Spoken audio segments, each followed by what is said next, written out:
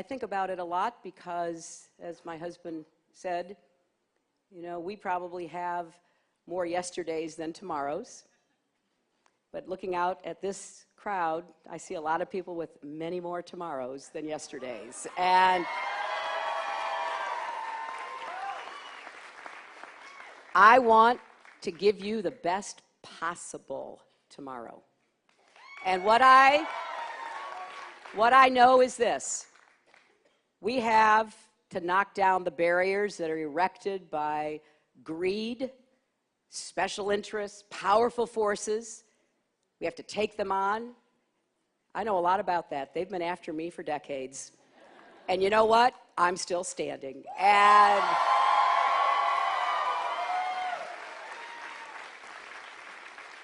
But I want you to understand there are more kinds of inequality than just those that are furthered by greedy financial interests.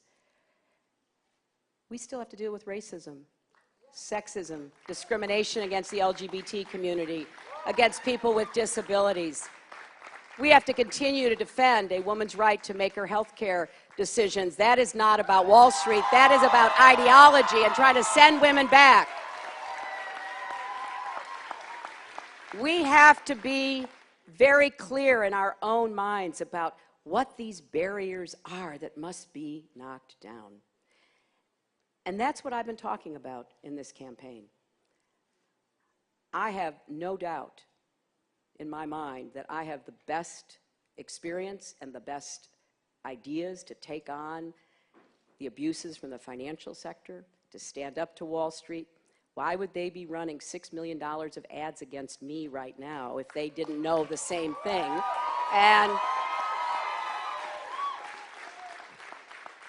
But that's not enough. We have other work to do. You know, we have to deal with getting the economy to produce more good jobs. I know what we have to stop. I want you to know what I want to start.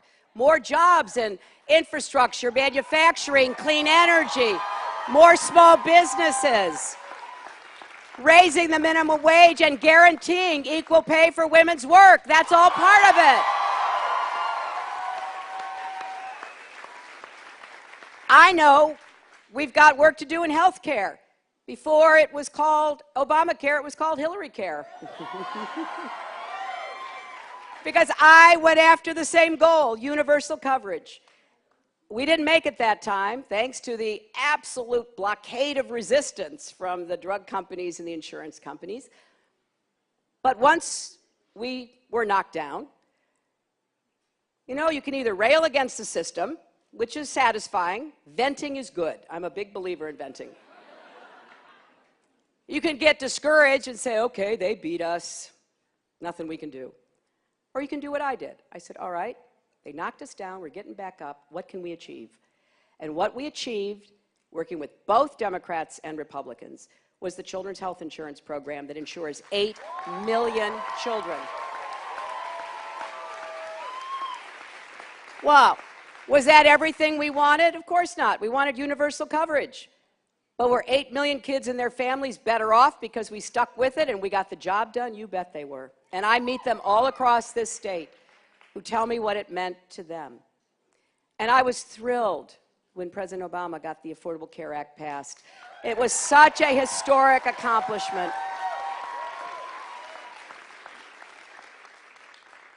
But we can't take it for granted, my friends. The Republicans want to repeal it. They have voted 62 times to repeal it. Strip away care for 18 million people who are now covered who weren't. Strip away the protections we all got. You can't be denied insurance for a pre-existing condition anymore, right? If you're a young person, you can be on your parents' policy until you're 26, and that has made a huge difference. So we are at 90% coverage. And I know how to get us to 100, and I know how to get the costs down, and I know how to make sure it is never repealed, it is never ripped away, we don't start over again. But I need your help on Tuesday to send a clear message to the Republicans and everybody else.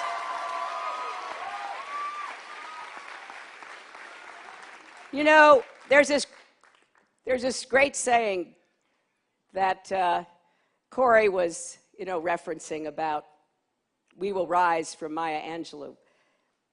And he went back all the way to George Washington.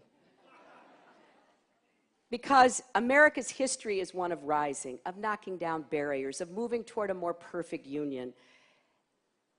And we have achieved so much, and we have so much more work to do. And what I hope is that as you think about this election, you will bring both your head and your heart to vote on Tuesday. The heart is absolutely critical. It was the heart that got me up off the ground when we lost that battle for universal health care coverage. It was my heart which reminded me of all the stories of people that I had met. The father in the Children's Hospital in Cleveland who couldn't get insurance for his 2 little girls with cystic fibrosis. And he said, "I have money, I can even pay something, and nobody will give me insurance." I said, "What do they say to you?" He said, "Well, the last conversation I had." The man looked at me across the table and he said, "You don't understand. We don't insure burning houses." And the father, with tears in his eyes, said to me, "They called my little girls burning houses." When you have enough of the life stories that people have shared with me over decades, what I am focused on is how we help somebody like that right now. How we help make this country fairer. How we help knock down those barriers. And in a few years, because of that children's health insurance program, he had insurance for those 2 little girls. It made all the difference in the world to him. Or when I talk to young people who are so worried about being able to afford college, how to pay the debt back, that's one of the biggest barriers that is holding back young Americans right now. And we're going to make college affordable. You will have debt-free tuition, fees, and expenses at any public college or university. You will be able to refinance your student debt, get the costs down. We will switch as many people as we can off of interest-bearing loans to income contingency repayment programs so that you pay a percentage of your income, not a set monthly fee. I want to triple the number of people doing national service and double the amount of education grant that you get to over $22,000 so that you can go in-state tuition. You do 2 years of national service and agree to do another.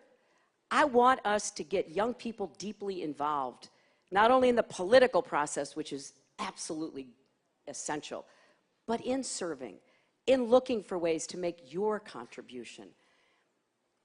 And it's important to recognize that, as Corey said, if you fight enough battles over a long enough period of time, you do see progress. Maybe not right away, but you get up and you keep going.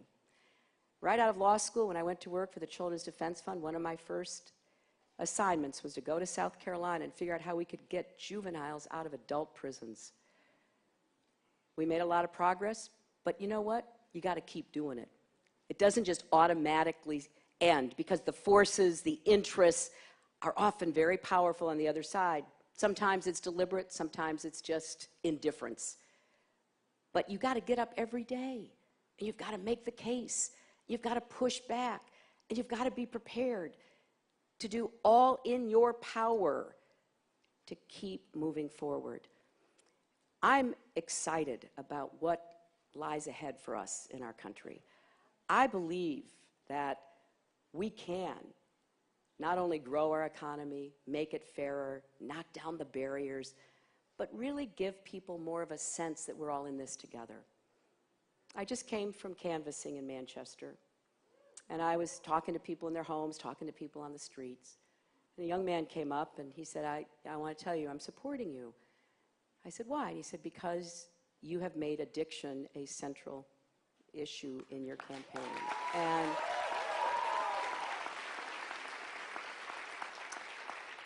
so I looked at him and I said, do you have personal experience with this? And he said, yes. He said, I was an athlete in high school my senior year. I got hurt. I had to have surgery. I started on opioid painkillers. I got addicted. And then I went to heroin because it was cheaper. He said, you know, I had a lot of help. And I've been, you know, off it for 2.5 years. But it's not easy. In this state particularly, it's an epidemic. I want to not only take on the big issues that get the big, you know, rousing ovations about the jobs, the economy, taking on Wall Street, doing everything we have to do to get our economy to work for everybody. I want to take on the issues that are really tugging at people's lives, that are making it so difficult for so many to get on with their lives. One of the houses I stopped at, the husband has Alzheimer's, this really handsome ex-Marine in his 70s. And I stood there and I talked to his wife and I shook hands with the man. And I could see the love and the devotion. One of their daughters came over. This is a huge issue. This is the kind of thing that a president should also be worried about. I talk to so many families with autism, with mental health issues. So really, when I talk about we will rise, I really mean it. We will rise. We will rise once again to more prosperity that is inclusive and gives more Americans the chance to really chart their own futures. We will rise by making it possible for young people to get their education without going into such debt that they don't know they'll ever get out from under it.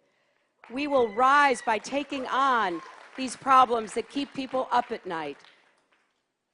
They're not asking for much, but they're asking for a president who knows what it feels like, who understands there's more we can do to help you and you and you and everybody else rise.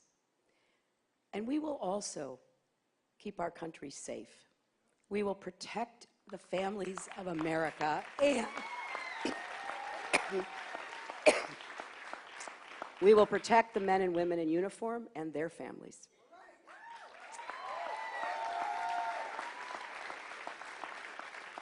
I appreciate Secretary Albright being here because she's one of the really handful of Americans who understand the complexity of the challenges we face in the world. There's nothing easy about this. But I am absolutely committed to continuing the kind of leadership that is exemplified by our values, that furthers our interests and keeps us secure. And I know that as you go to vote on Tuesday, you're going to be choosing both a president and a commander-in-chief. And that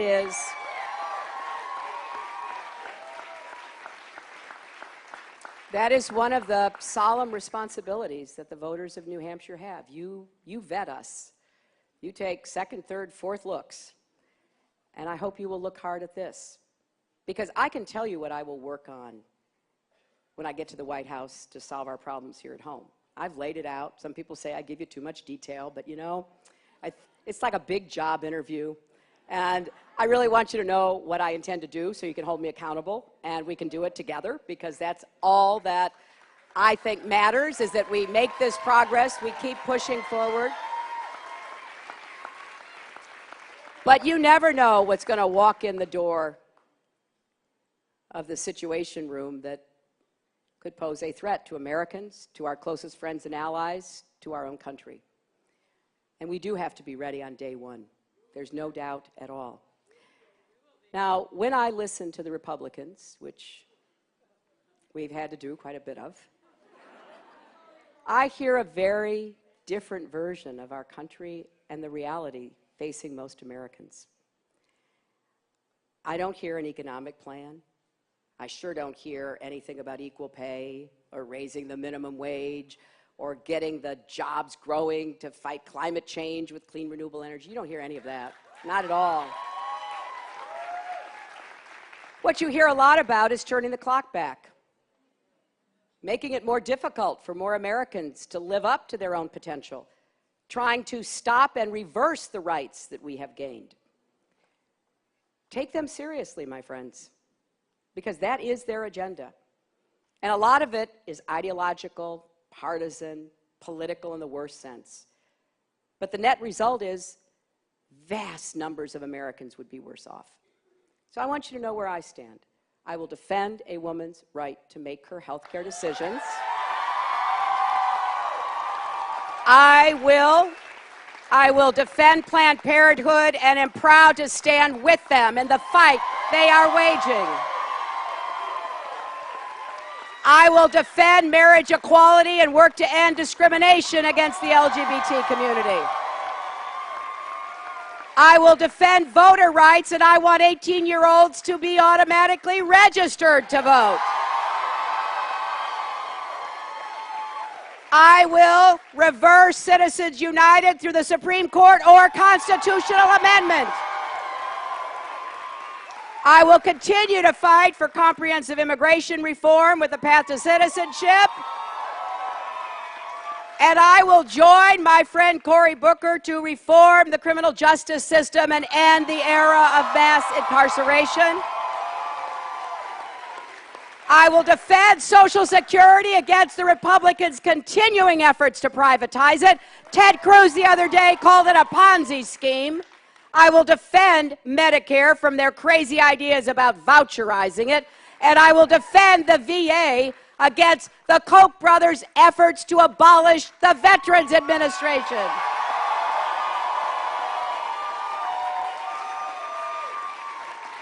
And I will continue to stand up to the gun lobby for common sense gun safety reform. You know,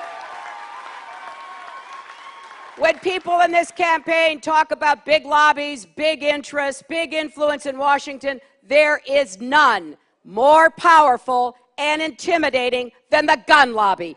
They are the ones who actually threaten members of Congress, members of state legislatures. We have got to stop this. This has nothing to do with taking away anyone's rights. We are smart enough to figure out how we get comprehensive background checks, close the loopholes, prevent would-be terrorists on the no-fly list from buying guns without in any way endangering the rights of any gun owners in New Hampshire or anywhere else.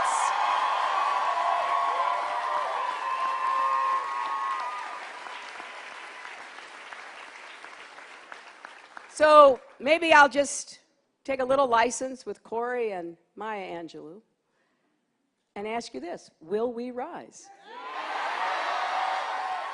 Will we rise together?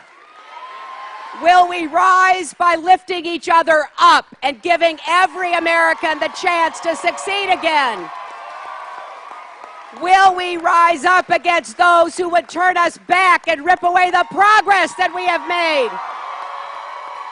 Well, if you believe, as I do, that the answer to that question is yes, please come out, work for me these next few days. Bring your friends and your neighbors to vote for me on Tuesday. And I promise you this: I will fight both my heart and my head as best I can to make the progress that America and every American deserves. Thank you so much.